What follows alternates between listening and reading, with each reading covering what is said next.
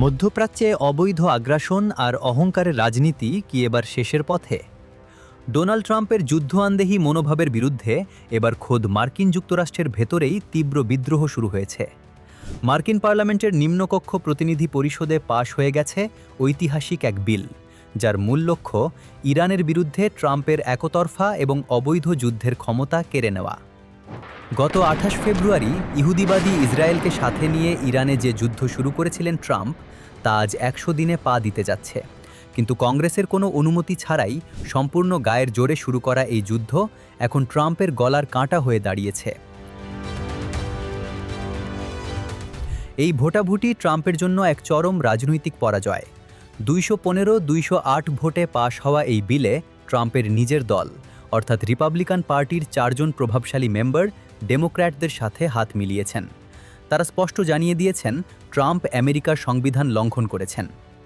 মিশিগানের Republican congressman Tom Barrett, যিনি নিজে একজন আর্মি ভেটারান, তিনি স্পষ্ট ভাষায় বলেছেন, যুদ্ধ ঘোষণার ক্ষমতা কেবল কংগ্রেসের, কোনো একছত্র প্রেসিডেন্টের নয়।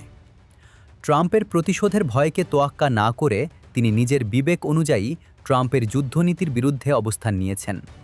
অন্যদিকে বিদায়ী কংগ্রেসম্যান থমাস ম্যাসি তো সামাজিক যোগাযোগ মাধ্যমে সরাসরি বার্তা দিয়েছেন। জনগণের প্রতিনিধিরা বার্তা পাঠাচ্ছে, এই অবৈধ যুদ্ধ এখনই বন্ধ করো। কিন্তু কেন খোদ আমেরিকার ভেতরেই এই যুদ্ধ নিয়ে এত হাহাকার? কারণ ইরানের ওপর আঘাত করতে গিয়ে আমেরিকার অর্থনীতি এখন ধ্বংসের মুখে। মার্কিন পেন্টাগনের হিসাব মতে এই কয়েক মাসে আমেরিকার $29 বিলিয়ন অর্থাৎ প্রায় ৩ লাখ কোটি টাকা স্রেফ পানিতে গেছে।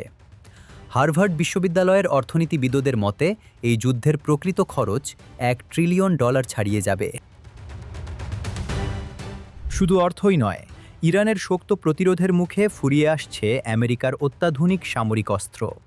মার্কিন থিঙ্ক ট্যাঙ্ক CSIS তাদের রিপোর্টে হুঁশিয়ারি দিয়েছে যে ইরানের বিরুদ্ধে ব্যবহার করতে গিয়ে আমেরিকার টমাহক মিসাইল এবং অত্যাধুনিক থার্ড ক্ষেপণাস্ত্রের মজুদ বিপজ্জনক মাত্রায় ফুরিয়ে গেছে।